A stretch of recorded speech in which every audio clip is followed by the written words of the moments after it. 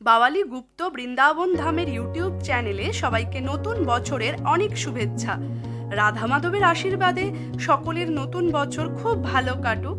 এই পবিত্র ধাম দক্ষিণ 24 পরগনার বজবজ ব্লক 2 এর বাওয়ালি গ্রামে অবস্থিত। এখানে আছে 350 বছরের পুরনো রাধা গোপীনাথ জিউর নচূড়া বিশিষ্ট মন্দির, রাধাকান্ত জিউর মন্দির, রাধা গোবিন্দ জিউর মন্দির, রাধা বল্লভ জিউর মন্দির, গোপাল জিউর মন্দির, ঝুলনকোটা নাট মন্দির, রাধাকুণ্ড, শ্যামকুণ্ড, শিব মন্দির।